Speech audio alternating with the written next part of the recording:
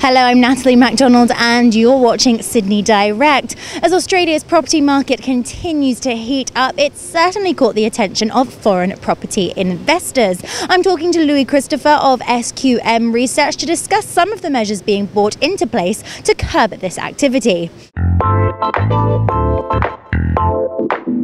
Louis, thank you so much for taking the time to chat with us once again, much appreciated. It's good to be here, Natalie. Okay, now, firstly, there's obviously been a huge uptrend really in foreign investment in property in Australia. This is something that's been quite a cause for concern, really, so much to the fact that the government are now considering sort of extra scrutiny, additional measures put in place. Firstly, what's your actual standpoint on this? Where do you sit? Well, look, there's no doubt that over the past 12 months in particular, there's been a lot of concern in the media about increases in foreigners buying Australian residential real estate. A lot of concern about Chinese property buyers. When we look though at the hard data which comes from the Foreign Investment Review Board, on their last count, they actually recorded a fall in foreign investment spending on Australian property. Now, I think one thing we all agree with is that we need to see better data coming out of the Foreign Investment Review Board, because those numbers were for the 2012-2013 financial year. And here we are well and truly into 2015 and we still haven't got an update from them. That's the core of the issue. Without providing good, transparent data to the marketplace, you can see some real fear come out which may not actually represent reality. I've written extensively on this, and I note that many journalists, for example, point out to so many Chinese buyers at the auctions, right?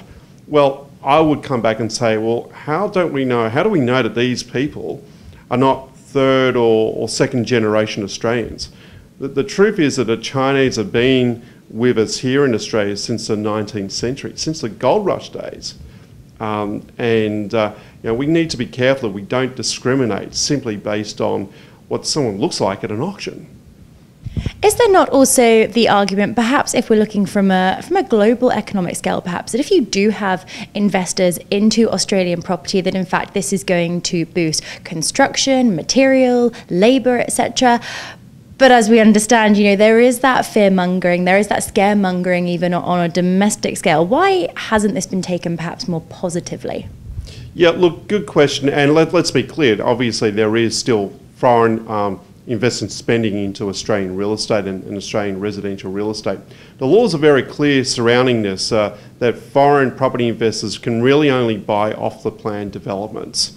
And there's good reason for this. Firstly, as you've pointed out, that does actually encourage spending and investment, and actually has the strong potential to increase the supply of real estate in this country, basically funded from overseas investment. That's a good thing. You see supply increase in Australia, that means we'll see less pressure on the rental market to begin with. The concern, of course, though, is that for foreigners who are buying established real estate, because in theory, there is a risk there that could drive up property prices above and beyond the average income earner in Australia. And I agree with that rule. I think that's something we'd rather not see. It would not be good for the economy and good for the community if we were to see property prices way and above what the average Australian can actually afford. So if you believe that, in fact, we're not really concentrating on what the real concerns are at the moment, what's your view then on the new measures and regulations and scrutiny that the government is considering putting in place?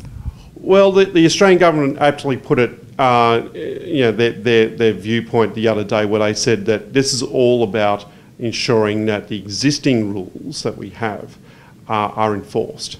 And I generally agree with that. So, but they've also added in some additional measures where there will be fees attached if you wish to buy a property here in Australia as a foreign investor. And there will be fees attached to property developers here in Australia for every property that they offer to overseas investors. And the fees start at $5,000 for properties under $1 million, and they go up to $10,000 for $1 million plus, and $20,000 for $2 million, and so on. So these will be, of course, additional fees over and above the stamp duty fees that one tends to normally pay on residential real estate. Could all of this spark an overcorrection in the market, perhaps? I don't believe so, because just from the outset, I do not believe that foreign property investors have been driving property prices up in Australia. This recovery we've seen, particularly on the east coast of Australia and Sydney as well, obviously, has been driven by low interest rates, a strong population growth. I mean, the reality is Sydney actually had an additional 90,000 people last year. An increase in infrastructure spending, a state government that's got a fantastic budget on them right now. There's a lot of good things going on for the New South Wales economy, and that's been driving the housing market up, particularly the Sydney housing market upwards, rather than foreign property buyers buying established property, in my opinion. No, thank you so much for your comments today, much appreciated, and we'll continue to follow this story. Thank you. Thank you. That's all for now, but we will be continuing to follow this story right here on Sydney Direct for Dukascopy TV. For now, though, it's goodbye.